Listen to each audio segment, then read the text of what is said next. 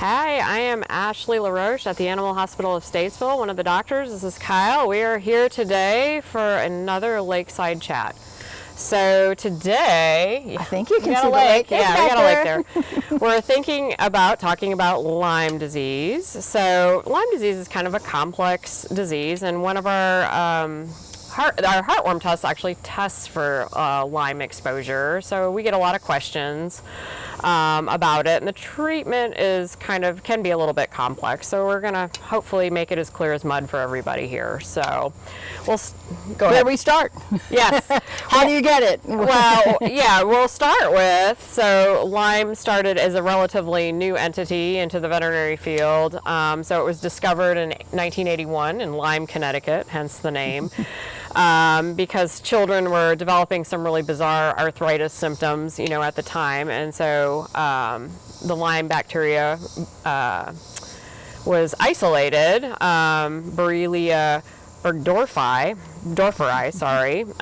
by William Burgdorferi back in the 80s. So it's a motile spirochete bacteria, like we had talked about on our last Lakeside chat, the lepto talk, similar, I guess.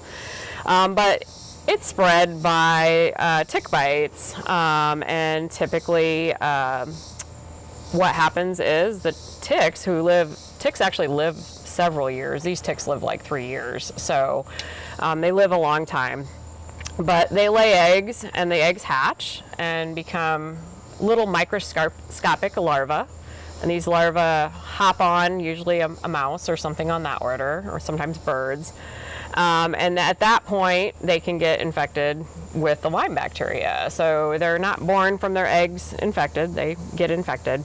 And then they eventually drop off and change their life stage, and then usually hop on some deer or another host, like me or my dog. Not so me. Yeah. And then so those infected ticks transmit the Lyme, to the dog, to a human, or even to a horse. So, and then basically that's how we get Lyme disease. And those nymphal stages can actually drop off again, and they molt into adults, and then the adults are infected with Lyme already from their nymphal stage, and then the adults can jump on my dog, and give my dog Lyme. So there's a couple life stages that transmit Lyme, once these ticks get infected, but the ticks need to get it from a reservoir host, they're called, and those are usually deer, those are usually rodents, wildlife rodents, those are usually birds. So am I correct in saying it's usually deer ticks? Yes, deer ticks. And there's another name for them. The Exodes tick, Exodes scapularis. Out west, they're Exodes pacificus or whatever. So they're called the Exodes tick, or black-legged tick. Deer tick is another name for them. So I'll post some pictures over this so you can kind of see what they look like. Yeah, and they're not huge ticks either, really, for the most part. No, they're surprisingly small, because I thought, they would be big, and the way they described them was the adult female was like sesame seed. I thought, that's too little. Yeah, very little. And then the nymphal stages are like pinheads. They're tiny. Yeah. So, and the nymphs are pretty small as well. So humans, dogs, and horses we're dead-end hosts, which means we can't really transmit it. We can get infected, but we can't transmit it. We're not good reservoirs, evidently. The bacteria doesn't like to live its life in us necessarily. So how long does it take for the tick to give us the disease? A tick has to attach for 24 to 48 hours to transmit Lyme. So it has to, take a blood meal to transmit Lyme. So that's why it's so important that you check yourself as soon as you've been outside in taller grasses. Understand they're not really in yards that much. They're in places where animals can, or people can, just kind of walk through and knock them off of bushes or grasses. Yeah. They're not in trees. They tend to be questing on the ground, on grasses, things like that. They drop off the wildlife or a dog or whatever, and they quest, it's called. So no, they don't drop from trees or any of that stuff. The questing, isn't that yeah, little, they kind of hang there, and then when I'll you walk by, they grab. Get a picture. Yeah, they look for things and then they jump on them. Yeah, and so humans are actually kind of sensitive to Lyme, like 90% of humans that get infected with Lyme will actually have symptoms, and you can look that up on the CDC. Only about 10% of dogs, they're actually somewhat resistant to it. And I think the dogs that do have symptoms, it has to do with how much Lyme bacteria they've gotten and exposed to. So like in the areas up through New York and Connecticut and those areas, I think there's just so many of those black-legged ticks, just inundating Borrelia into these dogs. So I think that's why you see just more symptomatic dogs in those areas. So if you've lived up north and you moved down here, it's possible that your dog could have been bit up there and brought it down. Or, I mean, you can get it here, but it's a lot less likely. Right. And our heartworm test, another reason to get a heartworm test every year, screens for Lyme exposure in dogs. It also screens for Ehrlichia and anaplasmosis, 2 other tick-borne diseases. So we Future Lakeside chats, huh? Yes. So we get a pretty good feel for those diseases and their prevalence here. Overall, we don't see it, of the dogs that are coming in and being tested, not very many of them are positive, which tells me we don't, at least the dogs that live in this area in our client demographic aren't getting as exposed to as many Lyme ticks. They're the black-legged ticks. There might not be as many of the ticks around, or people are really aware of tick control and really have their dogs on really good tick control. So I think that as people migrate from the north down to the south, that the incidence of dogs having it might increase, but not necessarily the tick population. Right. And typically, when we see higher incidence of Lyme, you need areas that have a lot of those reservoir hosts around. So lots of deer-like woods, lots of white-footed mice, and birds, those sorts of things. So when we test a dog for it, so it's testing for a peptide on the surface of this bacteria that's only expressed once that bacteria gets into the dog's blood. So that's what we're testing for. So if your dog tests positive for a Lyme test in the clinic, that tells us that dog's been infected at some point. It doesn't necessarily mean the dog has active Lyme disease. It just tells us that dog was infected and exposed to the Lyme bacteria. So then what do you do? So then what do we do? So it's there is a follow-up test that can be done. It's pretty expensive. So the ELISA test that we do in our office that also screens for heartworm and the 2 other tick-borne diseases is testing for, it's called C6 peptide. Well, it just tells us that it's picking up some of that C6 peptide. It doesn't tell us how much. And a lot of times you can tell if a dog's going to have clinical signs of Lyme disease, which we'll get into a little bit later here, by how high that C6 peptide is. So you can actually send a blood test to the lab to look at that. So the majority of dogs, only about 1 in 10 will develop signs of Lyme disease. They're actually fairly resistant. A lot of times it just sits in their body and doesn't do anything for years. And we don't treat it as well. Does it affect cats? Off topic. Yeah, off topic. I don't know that they've documented it in cats yet. So, and it might have to do with we're not testing cats like we're testing dogs, and then the cat lifestyle is a little bit different, I think, sometimes. Well, they groom themselves, so they probably groom a lot of those off sometimes. Maybe. Right. So, anyway, so we can kind of do some confirmatory tests.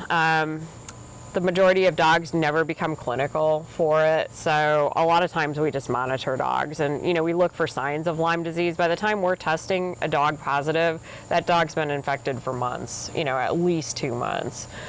So that's about how long it takes from bite to... So if your dog gets bit by a black-legged tick, there's really not a whole lot of value in testing before 1 to 2 months or even longer. Cornell University is doing some high-tech surface protein tests that can time that a little bit earlier. And there again, that's New York. They have just a higher incidence of it. So it's probably pretty important stuff there. But typically we end up monitoring, and the monitoring is looking for signs. If your dog suddenly gets sick, develops a fever, has a lameness, it likes to cause arthritis. And usually with Lyme disease, it's the response of your immune system to the bacteria that's causing these signs. So you get shifting arthritis, lameness signs. So we'll be limping in the front end, and then 2 days later we're limping in the back end. So we're having lameness in different areas. And also we'll recommend a urinalysis every year. There is a rare case where the Lyme bacteria and the immune response to it can cause some problems with the filtration system of the kidney. So we're always screening for that in a dog that's positive. But as I said, only about 1 out of 10 ever develops any signs, and it sits there quiescent for the whole dog's life and never causes a problem. So that's really part of our annual is to do that heartworm test, the combo test as we call it, annually. So it should pick it up before it becomes super problematic. Right.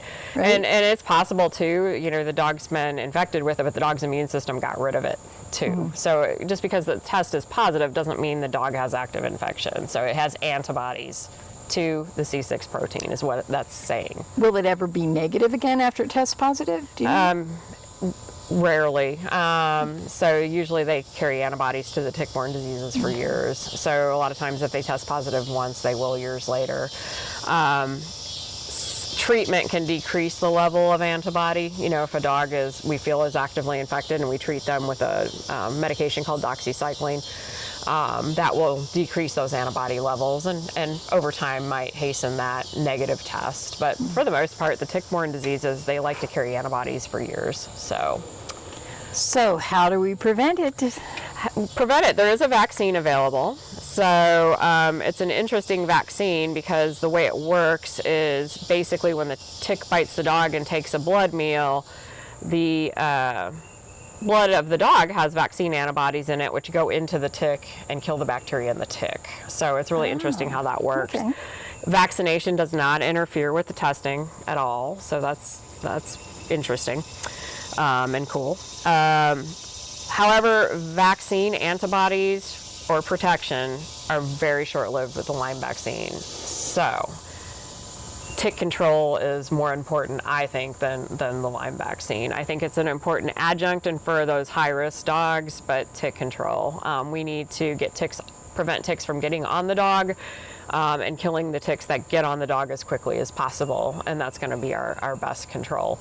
And you got to remember, Lyme vaccine is only vaccinating against the Lyme bacteria, not the other co-infectors that we'll see or other tick-borne diseases like Babesia, anaplasmosis, ehrlichiosis. So the tick control gets rid of all the ticks that carry those things as well, or controls the ticks. So, and it takes like 24 to 48 hours of feeding. So if we can kill those ticks within that 24-hour window, yay, that's the best for the dog. So if you're on tick control, say we like Simparica Trio a lot. So if you're on tick control and that dog gets bitten by a tick.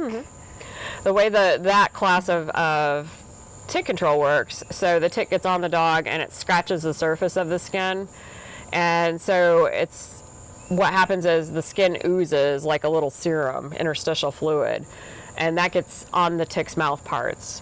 The tick dies. So the tick isn't able to embed far enough to get a blood meal, and that's what it has to have to transmit Lyme. It has to have a blood meal. So speaking of that, I'll post a link to this really cool video of if you're interested into gory things like we vet people are, or you vet people, but veterinary ex-tech. It's really kind of creepy. So you're going to want to prevent them, if for anything else. Right. For the grossness of it all. Oh, yeah. It's gross. Yeah. Ticks are just gross, yeah.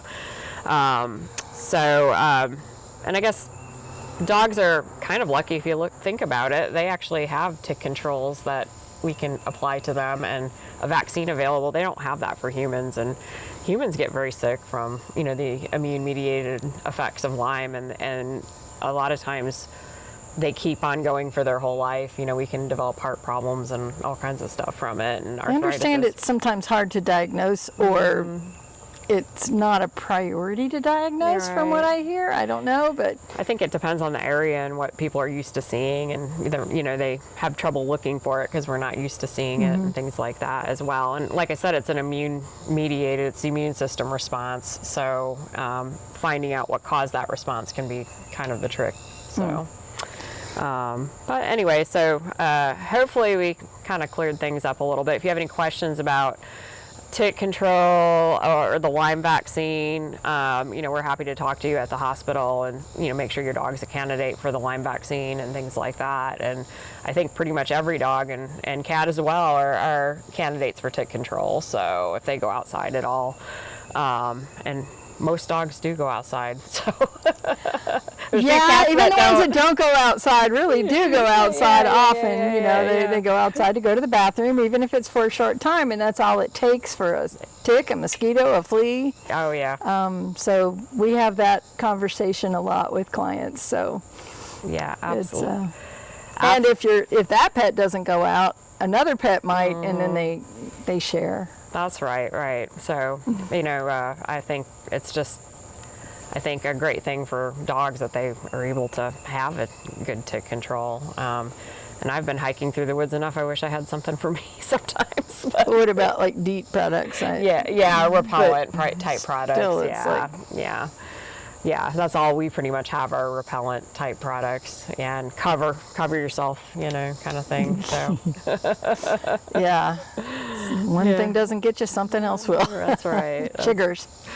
That's right. Well, does that pretty much wrap it up? I think that pretty much wraps it up. So if you have questions, you can put them in the comments, and we'll try to check back on occasion, and I'll have her find the answer for you if we haven't covered it. So I just threw her under the bus, so she'll have to continue researching. That's right. Thank you. Enjoy your day. Bye, guys.